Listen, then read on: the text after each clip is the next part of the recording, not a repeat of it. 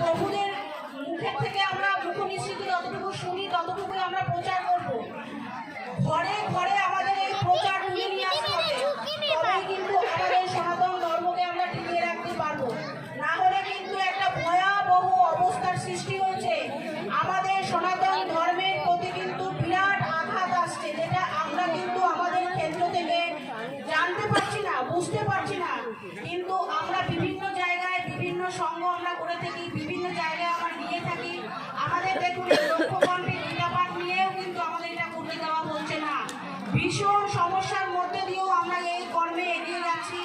আপনাদের কাছে অনুরোধ, এই কর্মযজ্ঞকে, এই সনাতনী আমাদের যে যজ্ঞ, এই যজ্ঞকে টিকিয়ে রাখবার জন্য সংঘবদ্ধ হন।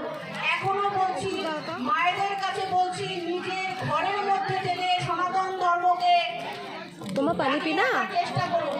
সন্তানদের ভেতরে আমাদের সনাতন ধর্মের যে আচার, সনাতন ধর্মের প্রসার, সনাতন ধর্মের প্রচার ঘরের থেকে আরম্ভ করুন। প্রত্যেকে গীতা পড়ুন, ভাগবতী কথা শুনুন এবং ভগবান সম্বন্ধে প্রচার করুন।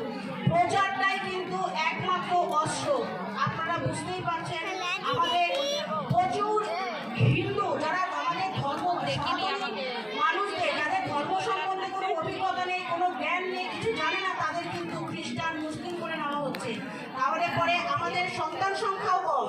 মায়েদের কাছে, আমি ইয়াং ব্যাচের কাছে বলবো, এই দিকটা আপনারা একটু লক্ষ্য রাখুন।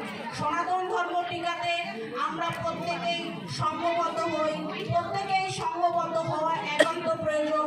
আপনাদের কাছে আমি হাত জোর করে বলবো, আপনারা সংঘবদ্ধ হন। আমাদের সনাতনী আচারকে ঘরে ঘরে টিকিয়ে রাখবার জন্য যা যা করণীয় আমরা মায়েরা করব, এই বলেই এইটুকু বার্তা আপনাদের কাছে দিতে আমি এসেছি।